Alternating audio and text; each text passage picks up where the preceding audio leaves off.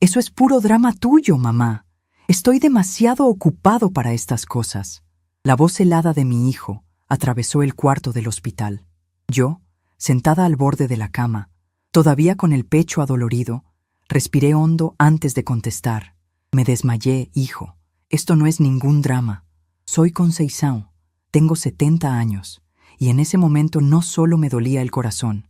Él volteó a ver el reloj con fastidio. ¿Y qué? Usted siempre exagera todo. Ahí entendí que el niño que crié sola desde que enviudé se había convertido en un hombre que me veía como una carga. Hijo, pude haber muerto. No puedo dejar todo tirado cada vez que usted se inventa un problema, murmuró sin levantar la mirada del celular. El aire se volvió pesado, casi metálico. Sentí el pecho apretarse, no por la arritmia, sino por la certeza de que me había convertido en un estorbo en la vida a la que le entregué todo. Pero, hijo, yo siempre estuve contigo. Esa conversación, con la luz fría pegando en la pared y la puerta entreabierta dejando entrar un aire helado, encendió algo dentro de mí, una claridad dura, inevitable. Ese día desperté y entendí que había llegado el momento de poner límites. Todo empezó cuando yo estaba formado en la fila del mercado, cuando todo se volvió negro. Un dolor en el pecho, las piernas temblorosas, y de repente estaba en el suelo con personas rodeándome. Alguien gritó para llamar una ambulancia, pero yo solo podía pensar en una cosa. Mi hijo Francisco necesitaba saberlo. Cuando desperté en el hospital, lo primero que hice fue pedir que le llamaran. La enfermera marcó el número y escuché su voz del otro lado de la línea. Oiga, estoy demasiado ocupado para eso ahora. Si no es nada grave, déjela ahí que voy por ella después. Mi nombre es Esperanza Morales, tengo 70 años. Y en ese momento sentí mi corazón quebrarse de una manera que no tenía nada que ver con el problema cardíaco que me trajo al hospital. Siempre fui una mujer fuerte. Trabajé toda la vida como costurera para darle lo mejor a mi único hijo. Después de que mi esposo Antonio falleció hace 5 años, Francisco se volvió todo para mí, o al menos eso era lo que yo pensaba. Cuando él se casó con Gabriela hace 18 años, pensé que ganaría una hija. Qué equivocación la mía. Ella siempre me trató como un estorbo, y poco a poco fue alejando a mi hijo de mí. La enfermera me miró con pena cuando colgó el teléfono. Doña Esperanza, voy a llamar a alguien más de la familia. Pero no había nadie más. Francisco era todo lo que tenía, y él estaba demasiado ocupado para importarle si su madre estaba viva o necesitaba ayuda. Me quedé 3 horas sola en ese hospital, siendo examinada por el doctor Rafael, quien me explicó que tuve una crisis de arritmia cardíaca causada por estrés. Señora Morales, su corazón está gritando por ayuda. El estrés emocional puede ser tan peligroso como cualquier enfermedad física, me dijo con voz suave. Sus palabras me calaron hondo porque sabía exactamente a qué se refería ese estrés. Cuando Francisco finalmente apareció, ya era de noche. Entró al cuarto bufando, como si yo fuera una carga que necesitaba cargar. Mamá, qué susto innecesario fue este. Gabriela dice que usted siempre exagera.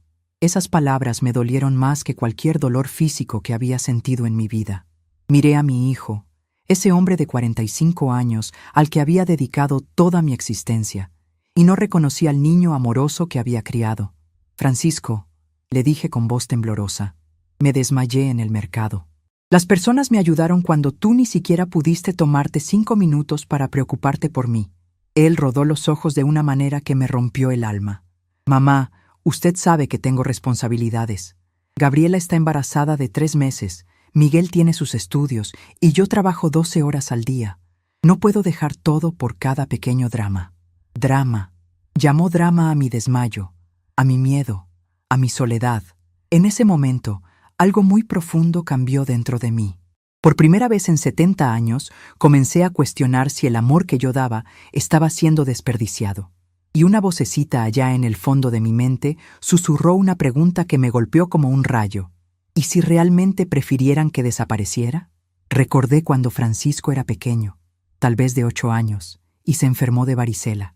Me quedé despierta noches enteras cuidándolo, poniendo compresas frías en su frente, leyéndole cuentos para distraerlo de la comezón. Él me abrazaba y decía, «Mamá, cuando sea grande voy a cuidarte igual que tú me cuidas». Ahora ese mismo niño me miraba como si fuera una molestia en su vida perfectamente organizada. ¿Gabriela está embarazada?, pregunté, sintiendo una nueva puñalada en el corazón. ¿Y cuándo pensaban decírmelo? Francisco suspiró con impaciencia. Iba a contárselo cuando fuera el momento adecuado, pero con este drama de hoy, obviamente no era el momento. Otra vez esa palabra, drama, como si el sufrimiento de su propia madre fuera algo teatral e innecesario. El doctor Rafael regresó con los resultados de mis estudios.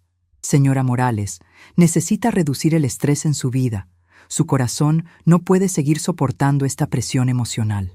¿Tiene algún familiar que pueda quedarse con usted esta noche? Miré a Francisco, esperando que dijera que por supuesto, que me llevaría a su casa, que me cuidaría como yo lo había cuidado tantas veces. En lugar de eso, revisó su celular con impaciencia.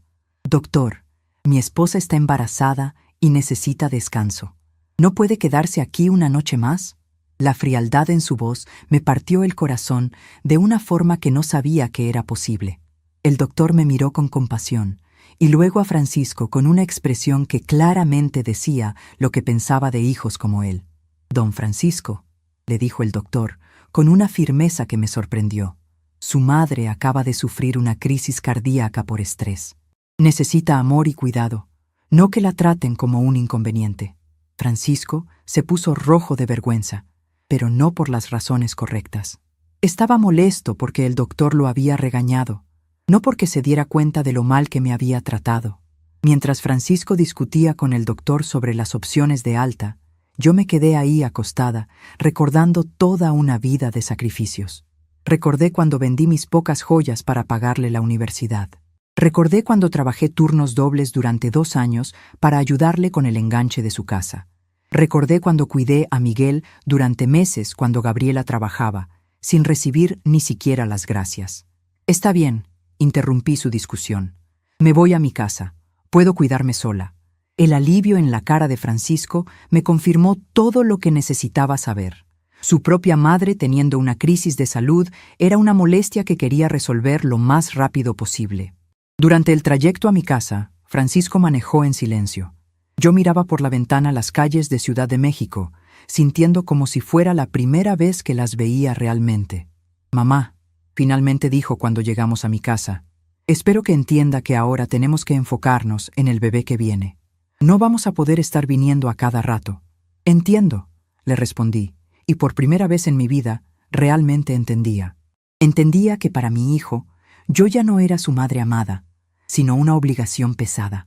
Entendía que mi nieto de 18 años, Miguel, había aprendido de sus padres que la abuela Esperanza era prescindible. Y entendía que mi nuera Gabriela había ganado la batalla silenciosa que había estado peleando durante años para alejarme de su familia. Cuando Francisco se fue esa noche, me senté en mi poltrona favorita, donde había tejido tantas chambritas para Miguel cuando era bebé. La casa se sentía más silenciosa que nunca. No era solo el silencio de la soledad, era el silencio de la irrelevancia. Me había vuelto irrelevante en la vida de las personas que más amaba. Esa noche no pude dormir. Me quedé despierta pensando en la cara de asco que puso Gabriela la última vez que fui a su casa sin avisar. «Suegra», me había dicho con esa sonrisa falsa que ya conocía muy bien. «Hubiera llamado antes. Estamos ocupados». Siempre estaban ocupados. Ocupados para todo lo que tuviera que ver conmigo. Pensé en Miguel, mi nieto, que ahora tenía 18 años y ya casi no me dirigía la palabra. Cuando era pequeño, corría hacia mí gritando, «¡Abuela Esperanza!», cada vez que me veía. Ahora, cuando lo acompaño en las reuniones familiares, apenas levanta la vista de su teléfono para saludarme. Gabriela había hecho un trabajo perfecto enseñándole que yo no era importante. Recordé el último cumpleaños de Miguel. Había ahorrado durante meses para comprarle la guitarra que tanto quería. Cuando se la di, Gabriela inmediatamente dijo, «Miguel, di gracias a tu abuela y guarda eso. Ya veremos si realmente la vas a usar». La guitarra terminó en un rincón, olvidada, igual que yo. A las 5 de la mañana me levanté y fui a la cocina. Prendí la estufa para hacer café, una rutina que había seguido durante más de 50 años. Pero esa mañana, mientras esperaba que hirviera el agua, algo dentro de mí se quebró definitivamente. no con rabia, no con drama como diría Francisco, sino con una claridad fría y dolorosa. Me senté a la mesa de la cocina donde Antonio y yo habíamos desayunado juntos durante 35 años antes de que el cáncer se lo llevara. Toqué su silla vacía y por primera vez me permití admitir una verdad terrible. Desde que él se fue, yo había estado mendigando amor de personas que ya no me querían cerca. El sol comenzó a salir, pintando mi cocina de un dorado suave que me recordó mejores tiempos. Pensé en todas las veces que había llamado a Francisco solo para escuchar su voz, y cómo él siempre parecía apurado por terminar la conversación. Pensé en todos los domingos que cocinaba su platillo favorito, esperando que viniera a visitarme, y cómo las visitas se habían vuelto cada vez más cortas y más espaciadas. En ese momento entendí algo que me dolió más que el desmayo del día anterior. No era que mi familia me hubiera dejado de querer gradualmente. Era que hacía años que no me querían, y yo había estado demasiado ciega para verlo, o tal vez demasiado asustada para admitirlo. Busqué en mi cartera la tarjeta del doctor Rafael. Necesitaba hacerle una pregunta importante. Cuando contestó, a pesar de ser muy temprano, su voz fue amable. «Doctora Esperanza, ¿cómo se siente?» «Doctor», le dije con una voz que ni yo misma reconocí. «Necesito saber algo. Si yo sigo viviendo con este nivel de estrés, ¿qué pasará con mi corazón?» Hubo una pausa larga del otro lado de la línea. «Señora Morales, siendo honesto con usted, si no cambia su situación emocional, su corazón no va a resistir mucho más. El estrés crónico puede ser mortal, especialmente a su edad». Sus palabras confirmaron lo que yo ya sabía en mi alma. O cambiaba mi vida, o mi vida se iba a terminar. Después de colgar, me quedé sentada en esa cocina silenciosa durante horas. No llorando, no lamentándome, solo pensando. Pensando en qué tipo de mujer había sido antes de convertirme en una madre desesperada por el amor de un hijo ingrato. Pensando en los sueños que había tenido antes de que mi mundo se redujera a las migas de atención que Francisco me tiraba de vez en cuando. Y entonces, como un rayo de sol atravesando las nubes, recordé algo que Antonio me había dicho una semana antes de morir. «Esperanza, mi amor, cuando yo ya no esté, no te olvides de que eres una mujer completa por ti misma. No eres solo madre, también eres esperanza. Y esperanza merece ser feliz». En ese momento, sentada en mi cocina mientras el mundo despertaba afuera, tomé una decisión que cambiaría todo para siempre. No iba a seguir mendigando amor donde claramente no me lo querían dar. No iba a seguir siendo la madre molesta que siempre estorba. Si querían que desapareciera de sus vidas, les iba a dar exactamente lo que querían. Pero lo que no sabían era que Esperanza Morales tenía más secretos guardados de los que ellos imaginaban. Y cuando finalmente decidiera desaparecer, se iban a dar cuenta de todo lo que realmente habían perdido. La mañana avanzaba, y por primera vez en 5 años, desde la muerte de Antonio, me sentí completamente despierta. No despierta del sueño, sino despierta de la pesadilla en la que había estado viviendo. La pesadilla de creer que tenía que aguantar cualquier maltrato con tal de mantener a mi familia cerca. Fui a mi habitación y saqué de debajo del colchón una caja de metal que Antonio me había dado como regalo de aniversario. Adentro estaban todos nuestros documentos importantes, pero también algo que Francisco nunca supo que existía: los papeles de una cuenta de banco que Antonio había abierto años antes de morir y que había crecido silenciosamente todos estos años con los intereses. También estaban ahí los títulos de propiedad de la casa, completamente pagada, y un documento que Antonio había redactado con un abogado poco antes de su muerte. Un testamento que nombraba beneficiarios para todo lo que teníamos, incluyendo algunas decisiones que yo podía cambiar si así lo decidía. Cuando Francisco era pequeño, cuando aún me abrazaba y me decía que me amaba, yo había planeado dejarle todo: la casa, los ahorros, todo lo que Antonio y yo habíamos construido durante nuestra vida juntos. Pero ahora, sosteniendo esos papeles entre mis manos temblorosas, me pregunté si un hijo que no podía ni visitarme cuando estaba en el hospital realmente se merecía recibir el fruto de toda una vida de trabajo y sacrificio. El teléfono sonó, interrumpiendo mis pensamientos. Era mi vecina Dolores, la única persona que parecía importarle realmente cómo estaba. Esperanza, hija, ¿cómo amaneciste? Me contaron que ayer te llevaron al hospital. Su voz cálida me recordó que aún existía gente buena en el mundo, gente que se preocupaba sin esperar nada a cambio. Dolores, le dije, y por primera vez en días mi voz sonó firme. ¿Podrías venir a tomar un café conmigo? Necesito hablar con alguien.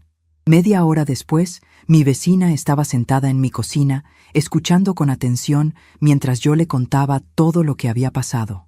«Ay, Esperanza», me dijo cuando terminé mi relato. «Ese hijo tuyo se ha vuelto un malagradecido, y esa no era tuya. Desde el principio supe que esa mujer te tenía ganas». Sus palabras no me sorprendieron porque yo también lo sabía, pero escucharlas de alguien más me confirmó que no era mi imaginación. «Dolores», le pregunté, «¿tú qué harías en mi lugar?» Ella tomó un sorbo de café y me miró con esa sabiduría que solo da la experiencia de haber vivido 75 años. «Mira, hija, yo tuve un hermano igual.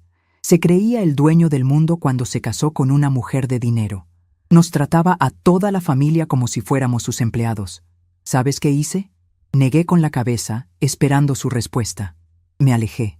Me fui a vivir mi vida sin estar rogando cariño donde no me lo querían dar. ¿Y sabes qué pasó? Él se dio cuenta de lo que había perdido cuando ya era demasiado tarde. Sus palabras resonaron en mi corazón como campanas. «Pero Dolores, Francisco es mi único hijo. Si me alejo de él, me quedo completamente sola». Ella me tomó las manos con sus manos arrugadas pero fuertes. «Esperanza, tú ya estás sola.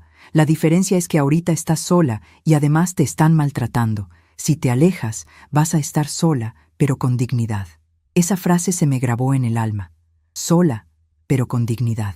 Cuando Dolores se fue, me quedé sentada en mi sala mirando las fotos familiares que colgaban de las paredes. Francisco en su graduación, sonriendo mientras yo lo abrazaba orgullosa. Francisco y Gabriela el día de su boda, donde ella apenas me había dirigido la palabra durante toda la ceremonia. Miguel de bebé en mis brazos, cuando aún me necesitaba y me amaba sin condiciones. Todas esas fotos me contaban la historia de una mujer que había vivido exclusivamente para otros, que había sacrificado sus propios sueños, su propia felicidad, su propia identidad para ser la madre perfecta, la abuela perfecta. Y ahora esa mujer estaba sentada sola en su casa, con el corazón literal y figurativamente roto, dándose cuenta de que todo ese sacrificio había sido en vano. Pero también me contaban otra historia. La historia de una mujer que había sido fuerte, que había trabajado duro, que había construido una vida junto al amor de su vida. Una mujer que había sido feliz antes de convertirse en esclava del amor no correspondido de un hijo ingrato. Esa noche, antes de acostarme, abrí el último cajón de mi cómoda y saqué algo que no había tocado en años. Mi viejo cuaderno donde escribía mis pensamientos cuando era joven. Las páginas amarillentas estaban llenas de sueños que había tenido antes de casarme, planes que había hecho, lugares que quería visitar. Leí sobre la Esperanza de 20 años que quería viajar a Oaxaca para aprender sobre las técnicas de bordado tradicionales. Sobre la Esperanza de 30 años que soñaba con abrir su propio taller de costura. Sobre la Esperanza de 40 años que quería estudiar para ser maestra de manualidades. Todos esos sueños se habían quedado en ese cuaderno, sacrificados en el altar de ser la madre perfecta. Y ahora, a los 70 años, me preguntaba si aún quedaba tiempo para ser algo más que la madre rechazada de Francisco. Cerré el cuaderno y lo abracé contra mi pecho. Mañana iba a comenzar a planear algo que nunca pensé que tendría el valor de hacer. Iba a planear mi propia liberación, porque si mi familia quería que desapareciera, les iba a dar exactamente eso. Pero cuando Esperanza Morales desapareciera, se llevaría consigo todo lo que ellos daban por garantizado, y solo entonces entenderían el verdadero valor de lo que habían perdido para siempre. La casa silenciosa. Los días siguientes pasaron como una neblina espesa. Me desperté cada mañana con la sensación de que algo fundamental había cambiado en mi interior, pero tardé en entender exactamente qué era. Francisco no volvió a llamar después de dejarme en casa esa noche del hospital, ni siquiera para preguntar cómo me sentía o si había tomado mis medicinas. Su silencio me dolía, pero también me estaba enseñando algo importante. Yo no era una prioridad en su vida, y tal vez nunca lo había sido realmente. La casa se sentía diferente ahora. No era solo el silencio físico, era como si los mismos muebles me estuvieran hablando, recordándome historias que había preferido olvidar. Me senté en la poltrona donde solía tejer mientras esperaba que Francisco regresara de la escuela cuando era niño. Ahí mismo había tejido docenas de suéteres para él, bufandas para el invierno, calcetines gruesos para que no se le enfriaran los pies. Recordé vívidamente un día cuando Francisco tenía 12 años. Había llegado a casa llorando, porque los niños de la escuela se burlaban de él por usar ropa hecha en casa en lugar de ropa de marca. Esa noche trabajé hasta las 3 de la mañana cosiendo dinero extra para poder comprarle los tenis que tanto quería. Cuando se los di, su sonrisa iluminó toda la casa. «Mamá», me había dicho abrazándome fuerte, «eres la mejor mamá del mundo. Cuando sea grande voy a comprarte todo lo que quieras». Ahora, casi 40 años después, me preguntaba dónde había quedado ese niño agradecido. ¿En qué momento se había transformado en este hombre frío que veía a su madre como un inconveniente? Tal vez la respuesta estaba en los años que siguieron, cuando yo seguí sacrificando todo por él, sin enseñarle nunca el valor de lo que estaba recibiendo. El teléfono sonó interrumpiendo mis pensamientos. Era Gabriela. Mi corazón saltó por un momento, pensando que tal vez habían recapacitado, que tal vez se habían dado cuenta de lo mal que me habían tratado en el hospital. Qué ingenua fui. «Esperanza», me dijo con esa voz educadamente distante que siempre usaba conmigo. «Francisco me pidió que le dijera que no va a poder venir este domingo como siempre. Tenemos cita con el ginecólogo y luego vamos a ver cunas para el bebé». No mencionó para nada mi desmayo, mi estado de salud o si necesitaba algo. «Entiendo», le respondí, tratando de mantener la voz firme. «Dale mis felicidades por el embarazo». Hubo una pausa incómoda del otro lado de la línea, como si no hubiera esperado que yo reaccionara con tanta calma. Sí, gracias. Bueno, ya le avisé. Que tenga buen día». Y colgó. Así de simple, así de frío. Me quedé sentada con el teléfono en la mano, sintiendo como si hubiera hablado con una extraña y no con la mujer que había estado casada con mi hijo durante 18 años. Ese domingo llegó y pasó sin ninguna visita, como Gabriela había anunciado. Me preparé como siempre lo hacía cuando Francisco venía. Limpié la casa de arriba abajo, cociné sus enchiladas verdes favoritas, puse la mesa con el mantel bordado que había hecho especialmente para él. Pero a las 7 de la tarde, cuando ya era obvio que no vendría, me senté sola a comer esas enchiladas que sabían a lágrimas. Fue entonces cuando realmente comencé a recordar, no solo los momentos dulces, sino toda la verdad de nuestra historia. Recordé cuando Francisco se casó con Gabriela y yo ofrecí mi casa para la recepción porque ellos no tenían dinero para un salón. Recordé cómo Gabriela había cambiado todos mis arreglos florales porque no combinaban con su visión. Recordé cómo, ese día que debería haber sido de celebración, me sentí como una empleada en mi propia casa. Recordé cuando Miguel nació y yo me mudé prácticamente a su casa durante 2 meses para ayudar con el bebé. Gabriela acababa de dar a luz y necesitaba descanso, así que yo me hacía cargo de todo: cambiar pañales, dar mamaderas, bañar al bebé, lavar ropa, cocinar, limpiar. Francisco trabajaba largas horas y llegaba a casa solo para cenar e irse a dormir. Una noche, cuando Miguel tenía apenas 3 semanas, se despertó llorando con fiebre. Yo pasé toda la madrugada con él en brazos, caminando por la casa, cantándole canciones de cuna, aplicándole compresas tibias. Cuando finalmente se calmó al amanecer, Gabriela se despertó y lo primero que dijo fue: «Esperanza, ¿por qué no lo llevaste al doctor? Si le pasa algo por tu culpa, Francisco me va a matar». Ni una palabra de agradecimiento por haberme desvelado cuidando a su hijo, ni un reconocimiento de que había salvado su noche de sueño. Solo reproches y la amenaza implícita de que cualquier problema sería mi culpa. En ese momento debería haber puesto límites, debería haber dicho algo, pero me quedé callada porque pensé que era lo que una buena abuela debía hacer. Los recuerdos siguieron llegando como una avalancha. Recordé cuando Francisco necesitó dinero para el enganche de su casa. Yo tenía ahorrados 50,000 pesos que Antonio y yo habíamos guardado durante años para nuestro retiro. Sin pensarlo 2 veces, se los di completamente. «Es un préstamo, mamá», me había dicho Francisco. «Te lo devuelvo en 2 años». Eso fue hace 15 años, y nunca volví a ver ni un peso de ese dinero. Recordé cuando Miguel cumplió 15 años y quería una fiesta grande. Gabriela vino a visitarme con una lista de todo lo que necesitaban: el salón, la música, la comida, la decoración. Esperanza, usted que tanto quiere a Miguel, estoy segura de que le va a encantar ayudarnos con esto. No era una pregunta, era una orden disfrazada de súplica. Terminé gastando otros 20,000 pesos en una fiesta donde me sentí como una invitada incómoda en lugar de la abuela orgullosa. Recordé las Navidades de los últimos años, cuando yo compraba regalos caros para todos y ellos me daban una tarjeta genérica que obviamente habían comprado el último minuto. Recordé los cumpleaños donde yo cocinaba todo el día y ellos llegaban tarde, comían rápido y se iban temprano porque tenían otros compromisos.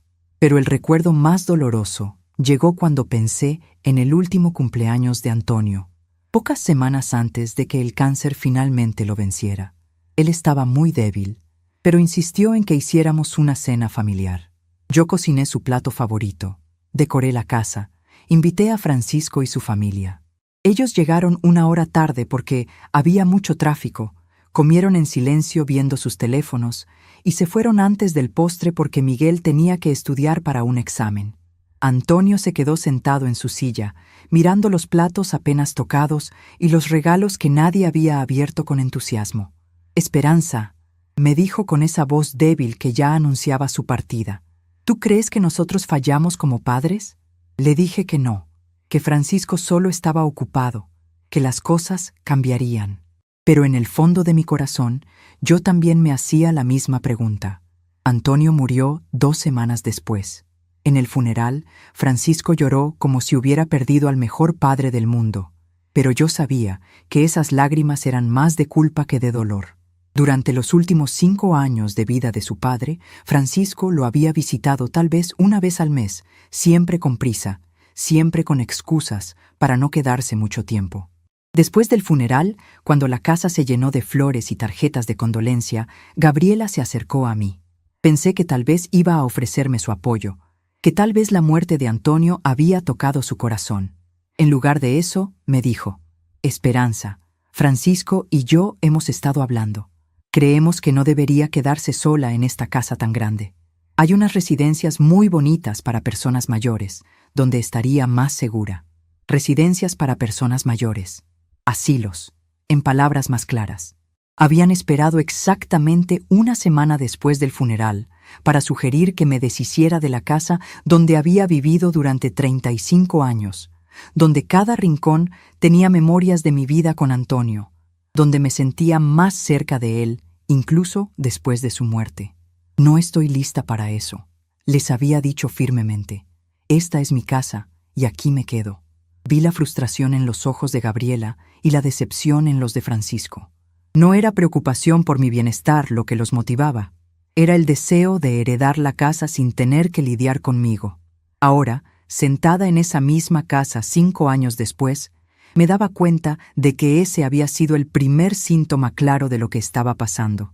No querían cuidarme, querían deshacerse de mí de la manera más conveniente posible. Y yo, en mi dolor por la pérdida de Antonio y mi desesperación por mantener a mi familia unida, había ignorado todas las señales. Los meses que siguieron a la muerte de Antonio fueron los más solitarios de mi vida. Francisco y Gabriela me visitaban cada vez menos, siempre con prisa, siempre con excusas. Miguel, que entonces tenía 13 años, había dejado de quedarse a dormir en mi casa los fines de semana como solía hacer. «Ya está muy grande para eso», me explicó Gabriela con esa sonrisa falsa que ya conocía tan bien. Recordé las noches infinitas cuando me despertaba a las 3 de la mañana y extendía la mano para tocar el lado vacío de la cama donde Antonio había dormido durante 35 años. El silencio de la casa era ensordecedor. A veces marcaba el número de Francisco solo para escuchar una voz familiar, pero siempre parecía molesto por mis llamadas. «Mamá, son las 10 de la noche. Mañana tengo que trabajar temprano», me decía con ese tono de impaciencia que se había vuelto su manera habitual de hablarme. Como si necesitar a mi hijo después de perder a mi esposo fuera algo irracional e inconsiderado. Recordé cuando me enfermé de gripe hace 2 años. Tenía fiebre alta, escalofríos, no podía levantarme de la cama. Llamé a Francisco pidiendo ayuda, tal vez que me trajera medicinas o sopa. Mamá, ¿no puede ir a la farmacia usted misma? Gabriela está en cama con náuseas por el embarazo pasado y yo tengo una presentación importante mañana. El embarazo pasado había sido un aborto espontáneo que tuvieron hace 3 años, pero Gabriela seguía usándolo como excusa para no hacer nada que la incomodara. Fue Dolores, mi vecina, quien se dio cuenta de que yo no había salido de casa en 3 días. Ella tocó mi puerta, me encontró delirando con fiebre y me llevó al doctor. Se quedó conmigo durante toda mi recuperación, comprándome medicinas, haciéndome té, asegurándose de que comiera. Una mujer que no tenía ninguna obligación familiar conmigo mostró más amor que mi propio hijo. Cuando Francisco finalmente supo que había estado enferma, su única reacción fue: ¿por qué no me dijo que estaba tan mal? Como si yo no hubiera pedido su ayuda, como si él no hubiera decidido que su presentación de trabajo era más importante que la salud de su madre. Recordé el último día de las madres, hace 6 meses. Había esperado todo el día una llamada, una visita, un mensaje. Nada. Al día siguiente, llamé yo, tratando de sonar casual. Ah, mamá, se nos pasó completamente. Gabriela tuvo mucho trabajo y yo estuve ocupado con el proyecto nuevo. Pero feliz Día de las Madres atrasado. Se les pasó completamente. El día dedicado a celebrar a las madres se les pasó completamente. Esa noche lloré como no había llorado desde el funeral de Antonio. No solo por el olvido, sino por la mentira, porque sabía que no se les había pasado, simplemente no había sido importante para ellos. Pero tal vez el recuerdo más revelador de todos llegó cuando pensé en la última vez que Miguel había venido a visitarme por iniciativa propia, sin que sus padres lo obligaran. Fue hace más de 2 años. Tenía 16 años y había venido porque necesitaba dinero para una excursión escolar. No porque quisiera pasar tiempo conmigo, no porque me extrañara, sino porque necesitaba algo. Abuela, me había dicho con esa sonrisa encantadora que había heredado de Francisco, necesito 500 pesos para una excursión. Mis papás dicen que no tienen dinero, pero yo sé que usted siempre me ayuda. Por supuesto que le di el dinero. Y por supuesto que nunca más me visitó después de esa excursión. Ahora entendía que durante años había estado comprando el amor de mi familia. Cada regalo caro, cada préstamo que nunca me devolvían, cada favor que yo hacía sin recibir nada a cambio. No era amor lo que yo recibía, era interés. Y cuando no tenía nada que ofrecer, como en el hospital después de mi desmayo, su verdadera actitud hacia mí quedaba al descubierto. La tarde del miércoles de esa semana terrible, mientras organizaba los medicamentos que el doctor Rafael me había recetado, encontré algo que no había visto en años. Una caja de zapatos llena de cartas que Antonio me había escrito durante nuestro noviazgo y los primeros años de matrimonio. No sé qué me impulsó a abrirla, pero de repente estaba sentada en el suelo de mi habitación, rodeada de papel amarillento y tinta desvanecida. Mi querida Esperanza, decía una de las cartas fechada en 1975. Hoy te vi jugando con el hijo de tu hermana y me emocioné pensando en los hijos que tendremos. Serás una madre maravillosa porque tienes el corazón más generoso que conozco. Solo prométeme que nunca dejarás que nadie abuse de esa generosidad, ni siquiera nuestros propios hijos. El amor verdadero no se mendiga, se da libremente y se recibe con gratitud. Las palabras de Antonio, escritas casi 50 años antes, me golpearon como una profecía. Él había visto en mí la tendencia a dar sin límites y me había advertido sobre los peligros de ese amor sin fronteras. Si hubiera estado vivo ahora, ¿qué me diría sobre la situación en que me encontraba? Seguí leyendo. Otra carta, esta de 1978, después de que Francisco naciera. Esperanza, amor mío, veo cómo te desvives por nuestro hijo y me llena de orgullo. Pero también veo en tus ojos esa preocupación constante, como si fuera tu responsabilidad hacer feliz a todo el mundo. Recuerda que amar no significa sacrificar tu propia dignidad. Enseñémosle a Francisco a ser agradecido, a valorar lo que recibe, a dar tanto como toma. Antonio había visto el futuro mejor que yo. Había visto que mi amor sin límites podía crear un hijo que esperara recibir siempre sin dar nunca. Pero en mi deseo de ser la madre perfecta, no había escuchado sus advertencias. Había criado a Francisco pensando que mi trabajo era hacerle la vida fácil, no enseñarle a valorar el esfuerzo y el sacrificio. La última carta que leí estaba fechada apenas 3 años antes de la muerte de Antonio. Mi amor, estoy preocupado por ti. Veo cómo Francisco te trata a veces, con esa displicencia que no se merece una madre como tú. Sé que lo amas incondicionalmente, pero el amor incondicional no significa aceptar el maltrato. Prométeme que si algún día yo no estoy aquí para defenderte, tú misma vas a defender tu dignidad. No permitas que nadie, ni siquiera nuestro hijo, te haga sentir menos de lo que vales. Me quedé ahí sentada en el suelo, rodeada de esas cartas, llorando por mi esposo muerto, que había entendido mejor que yo misma los peligros de amar sin límites. Antonio había visto las señales que yo había ignorado. Había tratado de prepararme para este momento, para el día en que tendría que elegir entre mantener una relación tóxica o defender mi propia dignidad. Esa noche no pude dormir.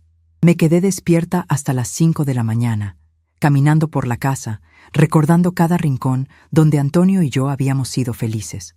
La cocina donde desayunábamos juntos todos los días, la sala donde veíamos televisión tomados de la mano, el jardín donde él plantaba flores y yo colgaba la ropa.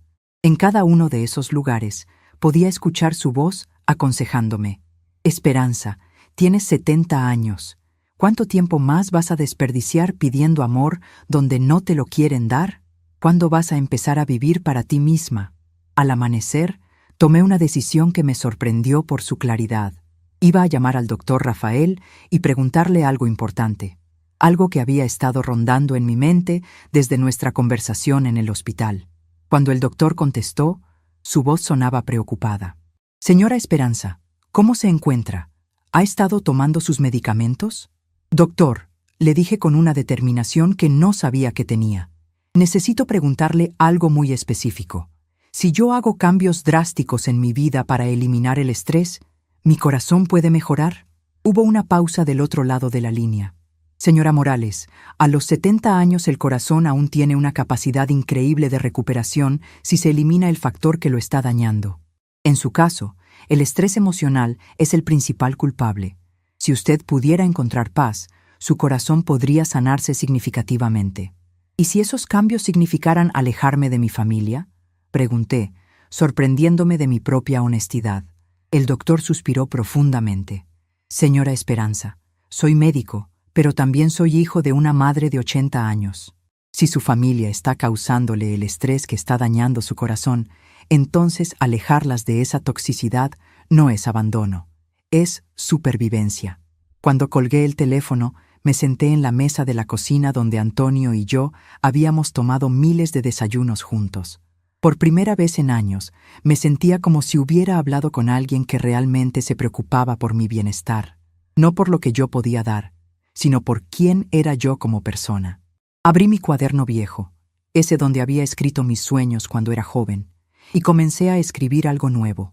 No sueños esta vez, sino un plan para recuperar mi vida, mi dignidad y mi paz. Un plan que Francisco y Gabriela nunca verían venir, porque nunca se habían molestado en conocer realmente a la mujer detrás de la madre que habían estado explotando durante años. Mientras escribía, sentí algo que no había sentido en mucho tiempo: esperanza. Ironía que una mujer llamada Esperanza hubiera perdido precisamente eso. Pero Antonio tenía razón. Aún quedaba tiempo para vivir por mí misma. Y cuando terminara de ejecutar mi plan, Francisco finalmente entendería el verdadero valor de todo lo que había dado por garantizado. El sol se puso esa tarde pintando mi cocina de dorado, y por primera vez en años, ese color no me recordó solo el pasado.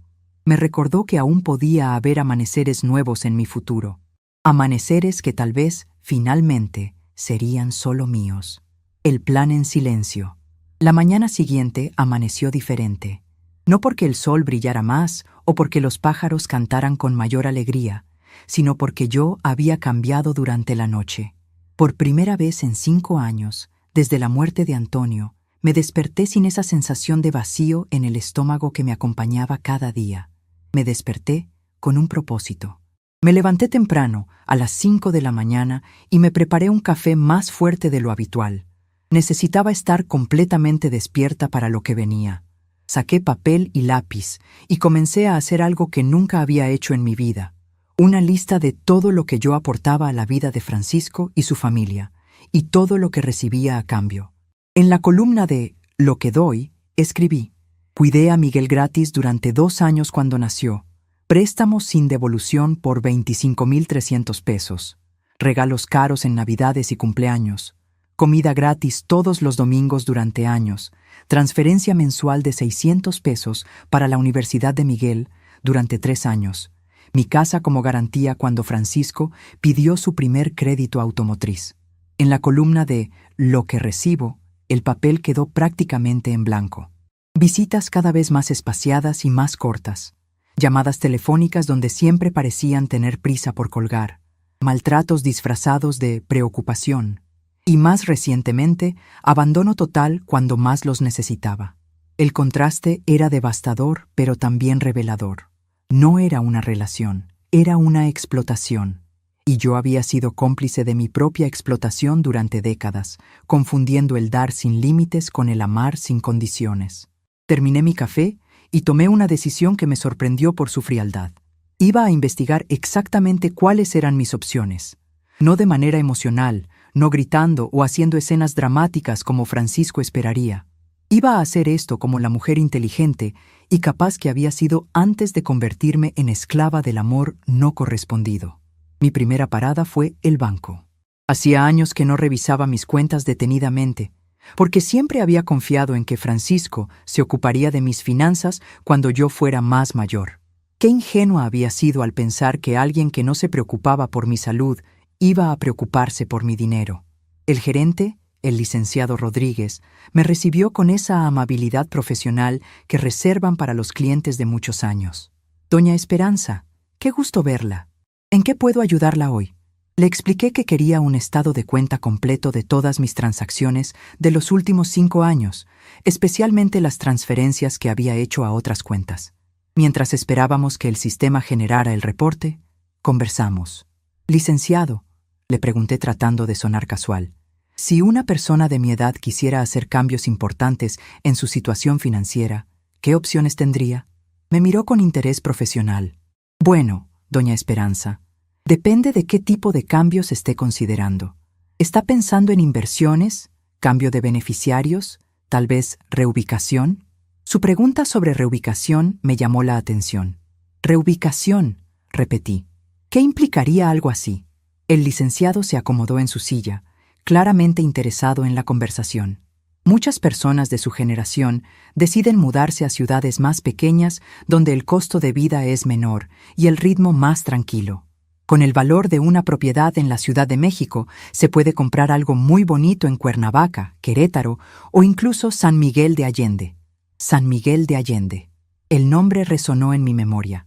Antonio y yo habíamos hablado de visitar ese lugar cuando nos jubiláramos. Él había leído que era un pueblo colonial hermoso, lleno de artistas y extranjeros jubilados que habían encontrado paz ahí. ¿Qué sabe usted de San Miguel de Allende?, le pregunté. Es un lugar precioso, doña Esperanza. Muchos de nuestros clientes se han mudado ahí. Clima perfecto, costo de vida mucho menor que aquí, y una comunidad muy activa de personas mayores. Con lo que vale su casa aquí, podría comprar algo muy lindo allá, y todavía le sobraría dinero para vivir cómodamente. Cuando el reporte estuvo listo, los números me impactaron. En 5 años había transferido a Francisco un total de 43,200 pesos. No eran préstamos, como yo me había convencido. Eran regalos que él había aceptado sin nunca ofrecer devolverlos.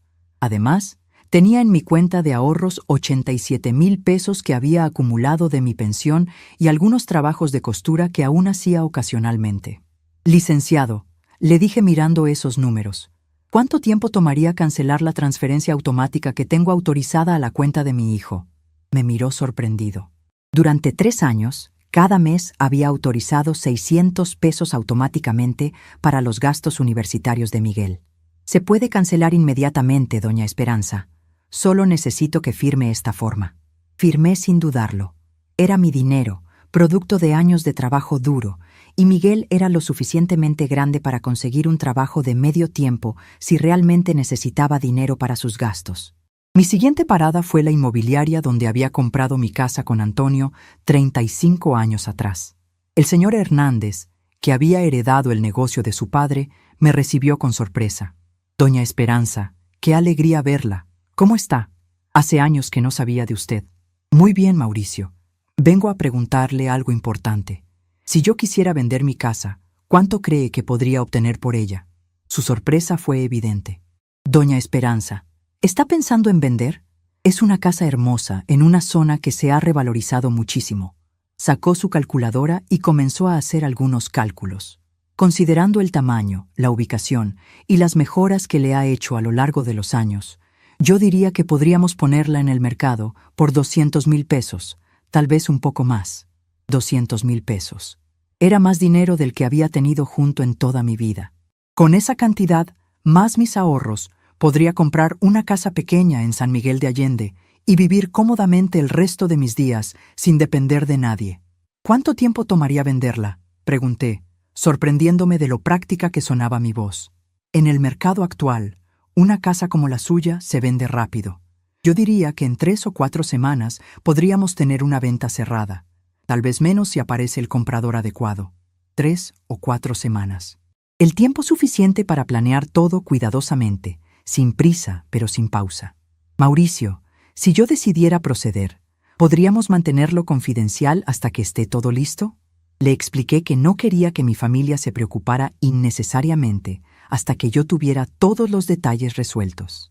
Por supuesto, doña Esperanza, la discreción es parte fundamental de nuestro servicio. De regreso a casa, mi mente trabajaba a toda velocidad. No era solo el dinero, era la libertad que ese dinero representaba. La libertad de tomar mis propias decisiones sin tener que consultar con Francisco. La libertad de vivir sin sentir que era una carga para nadie. La libertad de descubrir quién era Esperanza cuando no estaba definida únicamente por ser la madre de Francisco. Esa tarde, mientras organizaba mis papeles, el teléfono sonó. Era Miguel. Por un momento, mi corazón se aceleró pensando que tal vez había llamado para preguntar cómo estaba, para disculparse por la frialdad de sus padres en el hospital. «Abuela», me dijo con esa voz que había cambiado de la dulzura infantil a la impaciencia adolescente. «¿Qué pasó con el dinero de este mes? Mi papá dice que la transferencia no llegó y necesito pagar la colegiatura». Ahí estaba. Ni un «¿Cómo estás, abuela?», ni un «supe que estuviste en el hospital». Solo la exigencia del dinero quedaba por garantizado. En ese momento, supe con absoluta certeza que estaba tomando la decisión correcta. «Miguel», le dije con una calma que me sorprendió, «cancelé esa transferencia. A los 18 años es tiempo de que aprendas a ganar tu propio dinero». Se hizo un silencio del otro lado de la línea. «¿Pero por qué, abuela? Siempre me has ayudado. ¿Acaso hice algo malo?». Su confusión era genuina, y por un momento sentí una punzada de dolor. No, no había hecho nada malo. El error había sido mío, al enseñarle que podía esperar recibir siempre sin dar nunca. «No hiciste nada malo, Miguel, pero estoy haciendo algunos cambios en mi vida. Tu generación es inteligente y capaz. Estoy segura de que encontrarás la manera de pagar tus estudios». Antes de que pudiera responder, colgué. 5 minutos después, sonó el teléfono otra vez. Esta vez era Francisco, y su voz sonaba furiosa. «Mamá, ¿qué es esta locura de cancelar el dinero de Miguel? ¿Se volvió loca?». Su tono me confirmó todo lo que necesitaba saber sobre sus prioridades. «Francisco», le dije con una serenidad que no sabía que tenía. Ese dinero era un apoyo temporal, no una obligación permanente. Miguel es un adulto y puede trabajar mientras estudia, como hiciste tú en su momento. Lo cual era una mentira. Francisco nunca había trabajado durante sus estudios porque yo me había sacrificado para que no tuviera que hacerlo. «Pero mamá, ¿cómo se le ocurre hacer eso sin consultarnos? Gabriela está embarazada, yo tengo gastos extras, y usted decide cortar el apoyo justo ahora». Noté que mencionó todos los gastos de ellos, pero ni una sola vez preguntó cómo estaba yo después del hospital. «Francisco», le dije, y mi voz sonó tan firme que hasta yo me sorprendí. «Cuando te llevaron al hospital por tu apendicitis a los 15 años, Te pregunté si era buen momento para gastar en cirugía. Cuando necesitaste dinero para tu casa, ¿consulté con alguien antes de darte mis ahorros? Ahora yo estoy tomando decisiones sobre mi dinero y no necesito consultarlo con nadie. Se hizo un silencio largo del otro lado de la línea. Cuando Francisco habló otra vez, su voz había cambiado a ese tono manipulador que conocía tan bien. Mamá, ¿qué le pasa últimamente? Desde lo del hospital está actuando muy raro. Tal vez deberíamos hacer una cita con un especialista. A veces los problemas del corazón afectan el pensamiento. Ahí estaba. La insinuación de que yo estaba perdiendo mis facultades mentales porque había tomado decisiones que no les convenían. En lugar de enfurecerme, sentí una claridad fría. Esta era exactamente la confirmación que necesitaba de que estaba haciendo lo correcto. Francisco, le dije muy despacio, mi mente está perfectamente clara, tan clara que por primera vez en años estoy viendo las cosas como realmente son. Te sugiero que también tú tengas claridad. Soy tu madre, no tu empleada, y mis decisiones financieras no están sujetas a tu aprobación. Colgué antes de que pudiera responder. Las manos me temblaban, pero no de miedo. Temblaban de una emoción que no había sentido en años: poder. El poder de tomar mis propias decisiones y defenderlas. Durante los días siguientes, implementé mi plan con la precisión de una cirujana. Contraté al señor Hernández para que pusiera mi casa en venta de manera discreta. En menos de una semana, apareció una pareja joven con 2 niños pequeños que se enamoraron de la casa inmediatamente. Querían mudarse antes de que empezara el nuevo año escolar. Mientras se procesaba la venta, viajé en autobús a San Miguel de Allende para conocer el lugar que Antonio y yo habíamos soñado visitar. Fue amor a primera vista. Las calles empedradas, las casas coloniales pintadas de colores brillantes, la tranquilidad que se respiraba en el aire. Era exactamente el tipo de lugar donde una mujer de 70 años podía empezar una nueva vida. Encontré una casa pequeña pero perfecta. 2 habitaciones, una cocina con ventana al jardín y una terraza donde podría sentarme a leer por las tardes. El precio era exactamente la mitad de lo que obtendría por mi casa en la Ciudad de México. Con el dinero restante podría vivir cómodamente durante años sin depender de nadie. Mientras esperaba a que se finalizaran todos los papeles, comencé a separar mis pertenencias. Fue un proceso doloroso, pero liberador. Decidí llevar solo lo esencial: mi ropa, algunas fotos de Antonio, sus cartas y los pocos libros que realmente significaban algo para mí. Todo lo demás se lo dejaría a los nuevos dueños. Una tarde, mientras empacaba, encontré una caja llena de trabajos escolares de Miguel que había guardado durante años. Dibujos que había hecho para mí cuando tenía 5 años, cartas del Día de las Madres escritas con su letra infantil, fotografías de cuando lo llevaba al parque. Había sido una abuela que guardaba cada recuerdo, cada momento especial.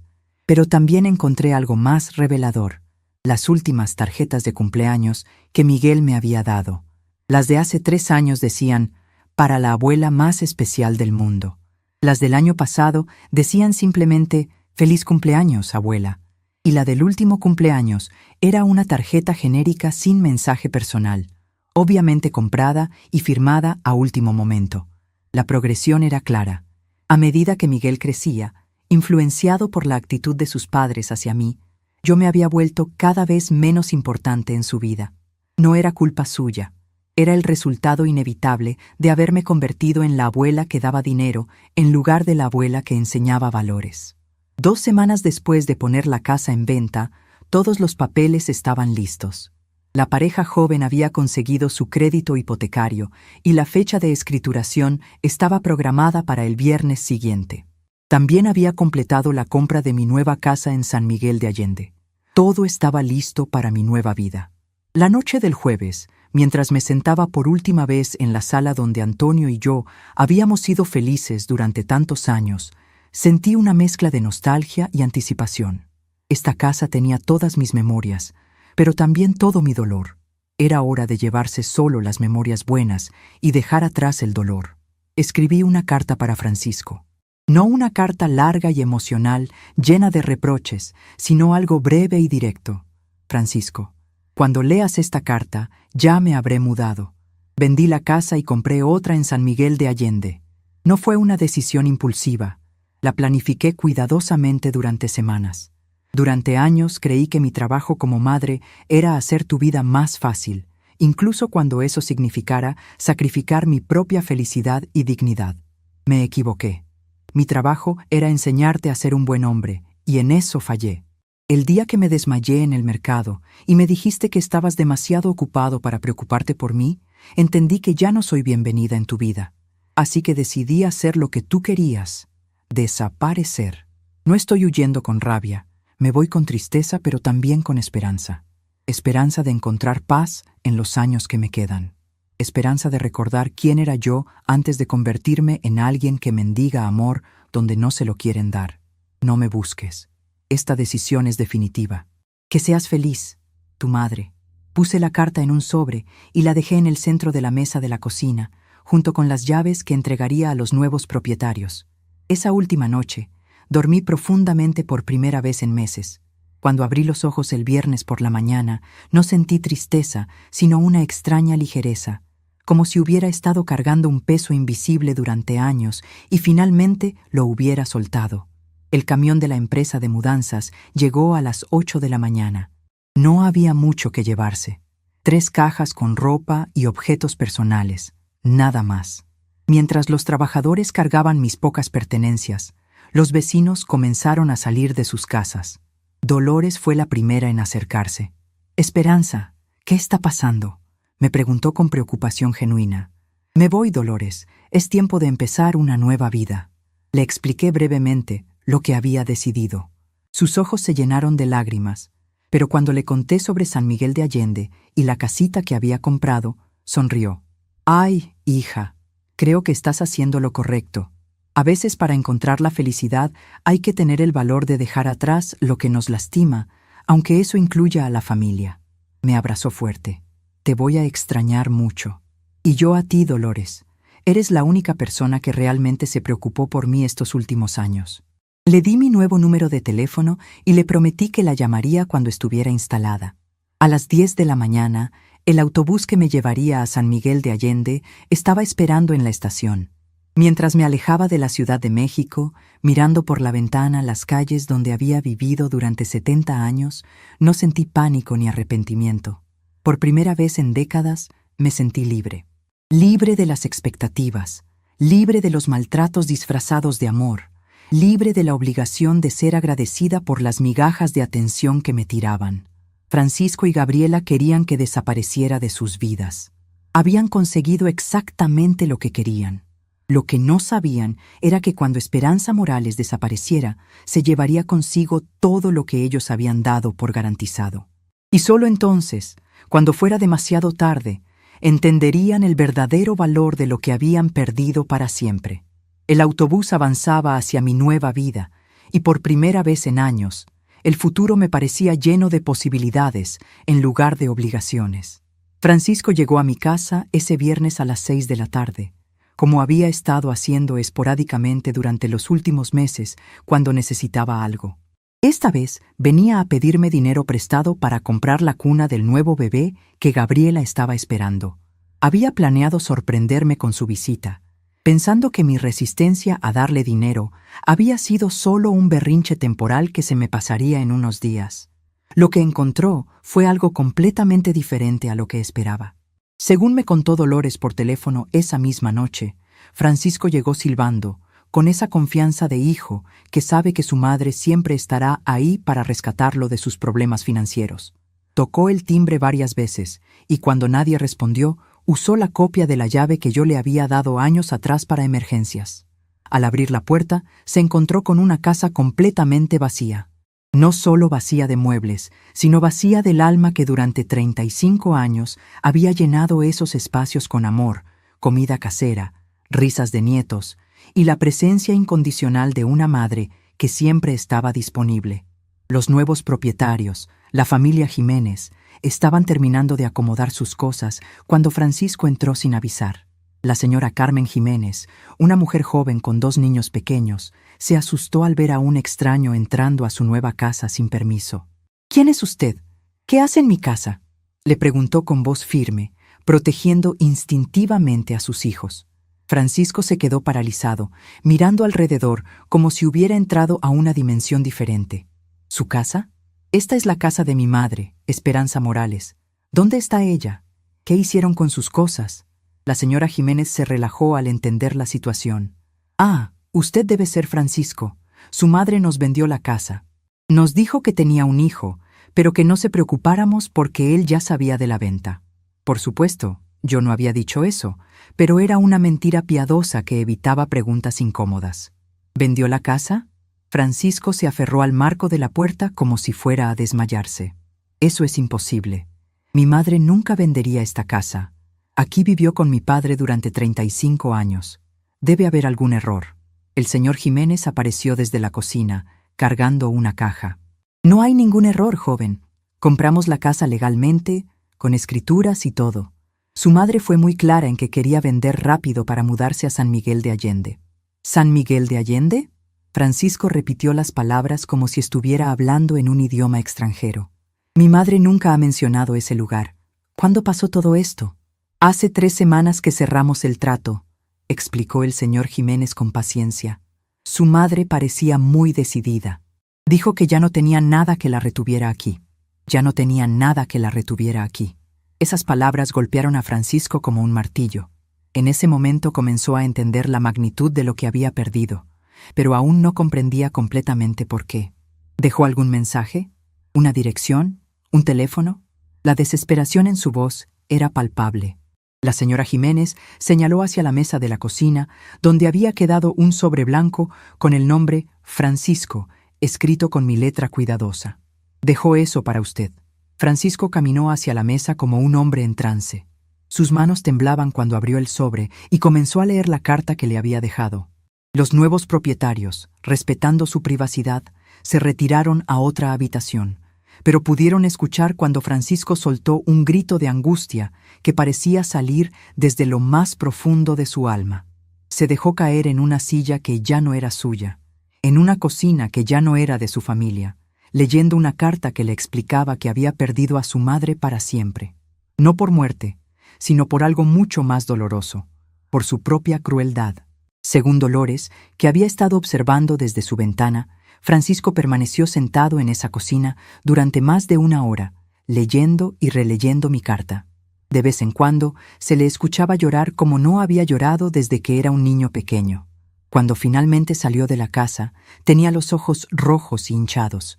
Caminó directamente a la casa de Dolores y tocó su puerta con desesperación. «Señora Dolores», le dijo con voz quebrada, «¿usted sabía que mi madre se iba a ir?» Dolores, que me había prometido no revelar los detalles de mi plan, pero que tampoco iba a mentir para protegerlo, le respondió con la honestidad que él merecía. «Francisco, tu madre estuvo planeando esto durante semanas. Cada día la veía más triste, más sola, más abandonada. El día que te desmayaste en el hospital y tú le dijiste que estabas demasiado ocupado para preocuparte por ella, algo se quebró en su corazón que ya no se pudo reparar. Pero era solo un desmayo», protestó Francisco, buscando alguna justificación para su comportamiento. No era nada grave. El doctor dijo que era solo estrés. ¿Solo estrés? Dolores lo miró con una mezcla de compasión y reprobación. «Francisco, tu madre tenía estrés porque durante años ustedes la han tratado como si fuera un mueble incómodo en sus vidas, como si fuera una obligación pesada en lugar de la mujer que sacrificó toda su vida por ti». Francisco se derrumbó completamente. «¿Dónde está? ¿Cómo puedo encontrarla?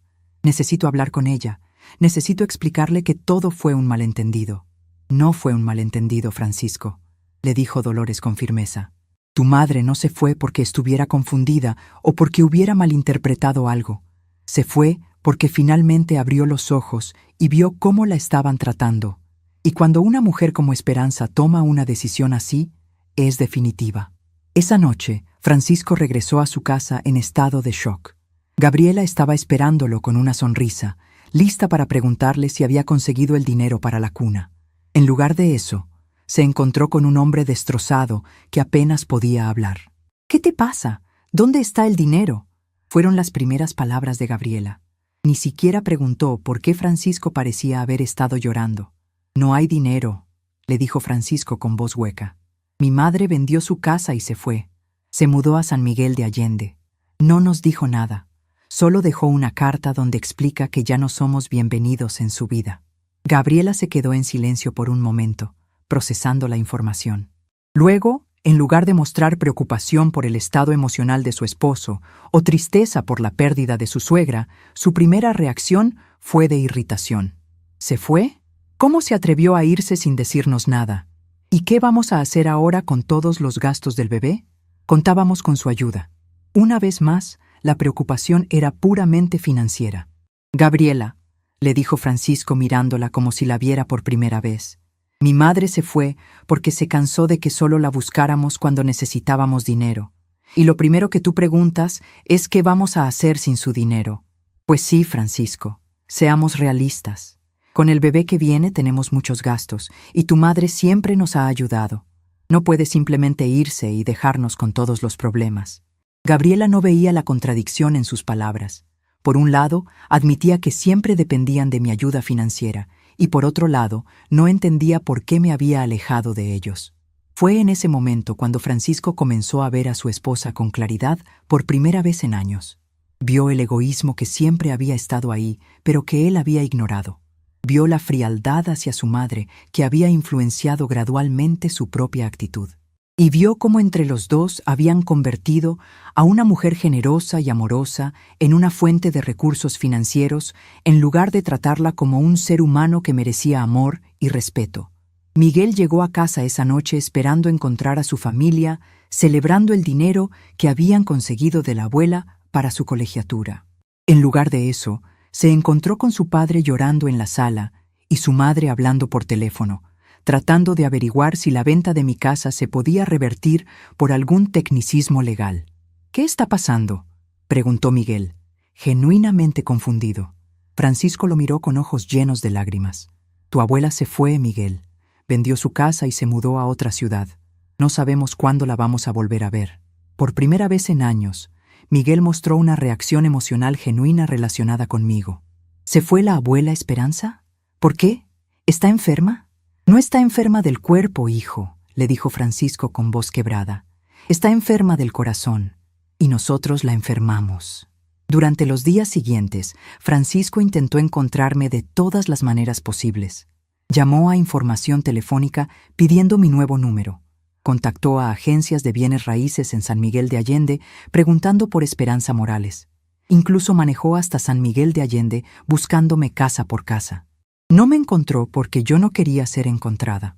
Había cambiado mi número de teléfono, había pedido específicamente que mi información se mantuviera privada en todos los registros, y me había mudado a un nombre ficticio como inquilina inicial antes de completar la compra. Cuando Francisco llegó a San Miguel de Allende, yo ya me había instalado en mi nueva vida, pero él no tenía manera de localizarme en un pueblo de 30,000 habitantes.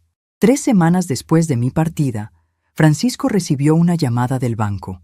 Era el licenciado Rodríguez, quien le informaba que había problemas con el crédito automotriz de Francisco. Al parecer, yo había sido la garante de ese crédito, y al cambiar de domicilio y retirar mi garantía, el banco necesitaba una nueva garantía o el pago inmediato del saldo restante. ¿Cómo que retiró la garantía?, preguntó Francisco, sintiendo cómo otro pedazo de su mundo se desmoronaba. Su madre vino personalmente a firmar los papeles, explicó el licenciado Rodríguez. Dijo que debido a cambios en su situación familiar, ya no podía servir como garantía de las deudas de terceros. Francisco se dio cuenta de que no solo había perdido a su madre, había perdido la red de seguridad financiera que ni siquiera sabía que existía. Durante años, yo había sido la garantía silenciosa de su estabilidad económica, y él nunca lo había apreciado porque nunca lo había sabido. Un mes después de mi partida, Miguel tuvo que abandonar la universidad privada porque sin mi apoyo financiero mensual y sin el trabajo de medio tiempo que nunca había querido conseguir, no podía pagar las colegiaturas. Tuvo que transferirse a una universidad pública, trabajar por las tardes para pagarse sus gastos y por primera vez en su vida enfrentarse a las consecuencias reales de las decisiones financieras. Gabriela también enfrentó la realidad de su nueva situación. Sin la ayuda incondicional que yo había proporcionado durante años, Tuvo que aceptar que con su embarazo y los gastos de la nueva bebé, ella también tendría que trabajar. No podría ser la madre de tiempo completo que había planeado ser, porque simplemente no tenían los recursos financieros que habían dado por garantizado. Pero el golpe más duro para Francisco llegó 6 semanas después de mi partida, cuando recibió una carta certificada de un abogado en San Miguel de Allende. Era una comunicación formal donde se le informaba que yo había hecho cambios significativos en mi testamento. La carta explicaba que, debido a circunstancias familiares que han resultado en el distanciamiento definitivo de mi hijo, había decidido dejar toda mi herencia a instituciones de caridad dedicadas al cuidado de ancianos abandonados por sus familias. La casa que había comprado en San Miguel de Allende, mis ahorros y cualquier bien que adquiriera en el futuro sería donado a la Fundación Casa del Olvido, una institución que yo había conocido durante mis primeras semanas en mi nueva ciudad. Francisco leyó esa carta una docena de veces, tratando de procesar el hecho de que no solo había perdido a su madre, sino que había perdido cualquier esperanza de recuperar lo que había dado por garantizado: mi perdón, mi apoyo y la herencia que siempre había asumido que sería suya. Esa noche, Francisco se sentó en su sala y trató de explicarle a Miguel lo que había pasado. «Hijo», le dijo con voz quebrada, «tu abuela no solo se fue, nos quitó de su testamento. Todo lo que tenía, todo lo que dejó tu abuelo, todo lo que ella trabajó durante años, lo va a donar a extraños». Miguel, que había pasado las últimas semanas enfrentando las consecuencias reales de la ausencia de su abuela, finalmente entendió la magnitud de lo que habían perdido. «Papá», le preguntó con una madurez súbita que el dolor le había dado, «¿nosotros fuimos malos con la abuela?» Francisco se quebró completamente. «Sí, hijo, fuimos horribles con ella, y ahora es demasiado tarde para arreglarlo». 2 meses después de mi partida, Dolores recibió una postal desde San Miguel de Allende. Era una imagen hermosa del pueblo colonial, con sus casas de colores brillantes y sus calles empedradas. En el reverso había escrito: «Querida Dolores, estoy bien, muy bien. Tengo un jardín pequeño donde cultivo tomates y flores. Tengo nuevas amigas que me valoran por quien soy, no por lo que puedo dar. He empezado a tomar clases de pintura. ¿Puedes creerlo? A los 70 años estoy aprendiendo a pintar. Antonio estaría orgulloso. Gracias por ser la única persona que realmente se preocupó por mí. Si Francisco pregunta por mí, dile que Esperanza Morales está viviendo la vida que debió haber vivido hace años. Con cariño, Esperanza». Dolores leyó esa postal en voz alta a Francisco, quien había ido a visitarla buscando cualquier noticia mía.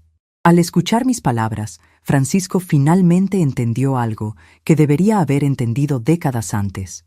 Había tenido a la mejor madre del mundo y la había perdido para siempre por su propia crueldad y negligencia.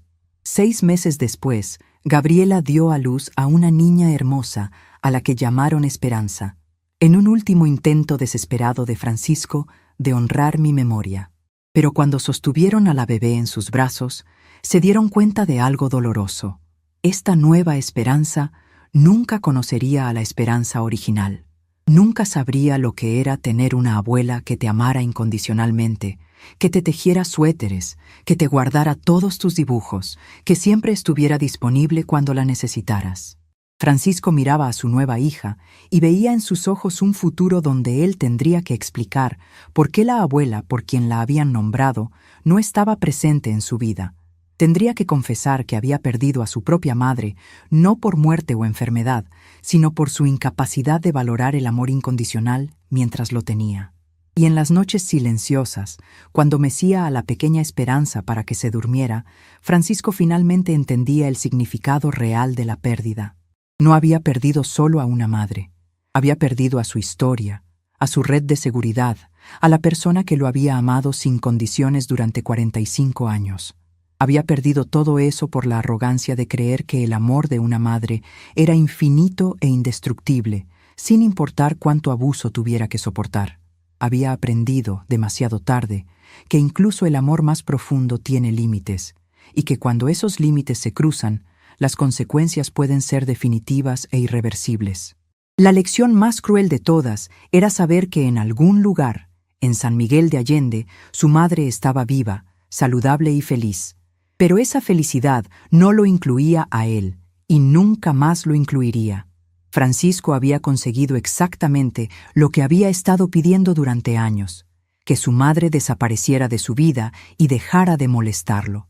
Solo que ahora que lo había conseguido, se daba cuenta de que había sido la peor tragedia de su existencia. La paz del renacer. Un año después de mi llegada a San Miguel de Allende, mi rutina matutina se había convertido en algo sagrado.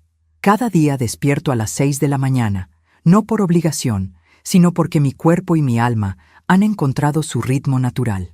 Preparo café en mi pequeña cocina, mientras escucho el canto de los pájaros que anidan en el árbol de bugambilia de mi jardín. Mi casa es pequeña, pero perfecta para mí. 2 habitaciones, una terraza con vista a las montañas y un jardincito donde he plantado tomates, hierbas aromáticas y las flores que Antonio siempre amó. Cada mañana riego mis plantas mientras el sol pinta las montañas de dorado y siento una paz que no había conocido en décadas. He descubierto cosas sobre mí misma que había olvidado durante años de ser únicamente la madre de Francisco. Resulta que tengo talento para la pintura. A los 70 años, mis manos artríticas han aprendido a sostener un pincel y crear pequeños cuadros de las calles empedradas de mi nueva ciudad. También descubrí que me encanta leer novelas, algo que nunca tuve tiempo de hacer cuando mi vida giraba en torno a las necesidades de otros. Los domingos por la mañana voy al mercado local, donde los vendedores ya me conocen como Doña Esperanza, la señora que pinta. Me tratan con el respeto cálido que merece cualquier persona mayor, sin la lástima condescendiente que había comenzado a recibir en la Ciudad de México. Aquí soy simplemente Esperanza, no la madre abandonada o la abuela solitaria. Tengo nuevas amigas. Elena, una viuda de 65 años que se mudó aquí desde Guadalajara después de que sus hijos la hicieran sentir como un estorbo. Carmen, una maestra jubilada que nunca se casó y vive rodeada de libros y gatos. Mercedes, una artista que llegó de Estados Unidos hace 10 años buscando inspiración y encontró una nueva familia entre las mujeres de esta comunidad. Nos reunimos todos los jueves en la tarde en el jardín principal del pueblo. Llevamos nuestros trabajos de costura, nuestros libros, nuestras pinturas. Hablamos de todo y de nada, del clima, de nuestros achaques, de los libros que estamos leyendo, de los sueños que aún queremos cumplir. Es una conversación sin urgencias, sin demandas, sin la tensión constante de tratar de mantener contentas a personas que no quieren estar contigo. Por las tardes, cuando el calor del día comienza a ceder, me siento en mi terraza con una taza de té y leo las cartas que me escribió Antonio durante nuestro noviazgo. Ya no me causan tristeza, me traen una calidez serena, como un abrazo desde el más allá. Siento que él está orgulloso de mí por haber encontrado finalmente el valor de elegir mi propia felicidad. Dolores me llama cada 2 semanas. Me cuenta las noticias del vecindario, quién se mudó, quién se enfermó, quién se casó. También me cuenta sobre Francisco. Sé que ha pasado por mi antigua casa varias veces, como si esperara encontrarme ahí por arte de magia. Sé que la pequeña Esperanza, mi nieta que lleva mi nombre pero que nunca me conocerá, está creciendo saludable y hermosa. No siento rabia cuando Dolores me cuenta estas cosas. Tampoco siento tristeza. Siento una distancia serena, como cuando observas la lluvia desde adentro de una casa cálida. Es algo que pasa allá afuera, en un mundo que ya no es el mío. Hace 3 meses, Dolores me contó que Francisco había manejado hasta San Miguel de Allende otra vez, preguntando por mí en la plaza principal, mostrando mi fotografía a los comerciantes. No logró encontrarme porque ya no soy la Esperanza que él busca. La mujer que él conocía existía únicamente en función de su familia. Esta nueva Esperanza existe para sí misma. A veces, en mis momentos más contemplativos, me pregunto si hice lo correcto, si debía haber luchado más por preservar la relación con mi familia. Pero entonces recuerdo el dolor constante en mi pecho durante esos últimos años. La humillación de mendigar amor donde no me lo querían dar, la sensación de ser invisible en la vida de las personas que más amaba.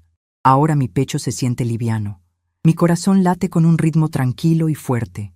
El doctor Rafael tenía razón. Eliminar el estrés tóxico de mi vida ha sanado mi corazón de maneras que ninguna medicina podría haber logrado. Mi decisión no fue sobre castigar a Francisco, fue sobre salvarme a mí misma. Fue sobre reconocer que merezco ser amada y respetada, no tolerada como una obligación incómoda. Fue sobre entender que el amor verdadero no se mendiga, se da libremente y se recibe con gratitud. Los atardeceres en San Miguel de Allende son espectaculares. Cada noche, las montañas se vuelven púrpuras y rosadas, como si Dios hubiera decidido pintar el cielo especialmente para las mujeres que tuvimos el valor de empezar de nuevo. Me siento en mi terraza, con mis plantas floreciendo a mi alrededor, y siento una gratitud profunda por esta segunda oportunidad. No es que no extrañe algunos momentos del pasado. Extraño al Francisco niño que me abrazaba después de las pesadillas. Extraño al Miguel bebé que se quedaba dormido en mis brazos. Pero no extraño el dolor de los últimos años, la constante sensación de no ser suficiente, de estar sobrando en mi propia vida. En mi mesa de noche tengo una fotografía nueva. Es una imagen que Elena me tomó el mes pasado en el jardín principal, rodeada de mis nuevas amigas, todas sonriendo genuinamente bajo la sombra de los jacarandás. En esa fotografía, mi sonrisa es real. Mis ojos brillan con una luz que no había tenido en años. Esta es quien soy ahora, Esperanza Morales, una mujer de 71 años que pinta acuarelas, cultiva tomates, lee novelas de amor, y ha aprendido que nunca es demasiado tarde para elegir la dignidad sobre la desesperación. Ayer por la tarde, mientras regaba mis flores, llegó un sobre con mi nombre. Era una carta de Miguel, mi nieto, que había conseguido mi dirección a través de algún conocido. La carta era larga, llena de disculpas, de explicaciones, de súplicas para que regresara. La leí completa, sentada en mi jardín, y luego la doblé cuidadosamente. No con rabia, sino con la serenidad de quien ha hecho las paces con sus decisiones. La guardé en una caja junto con las otras cartas que he recibido durante este año, todas pidiendo perdón, todas prometiendo cambios, todas llegando demasiado tarde. Tal vez algún día les responda. Tal vez algún día pueda encontrar en mi corazón el espacio para una relación diferente, construida sobre bases nuevas. Pero hoy no es ese día. Hoy mi paz es demasiado valiosa para arriesgarla. Mientras el sol se pone sobre San Miguel de Allende, pintando mi mundo de colores dorados, abro mi cuaderno nuevo y escribo. Hoy cumplí 71 años viviendo para otros. Mañana cumpliré un día más viviendo para mí. Estamos curiosos para saber hasta dónde esta historia llegó. ¿De dónde estás viendo? Comenta abajo. A veces, el mayor renacer es el silencio que una elige conservar.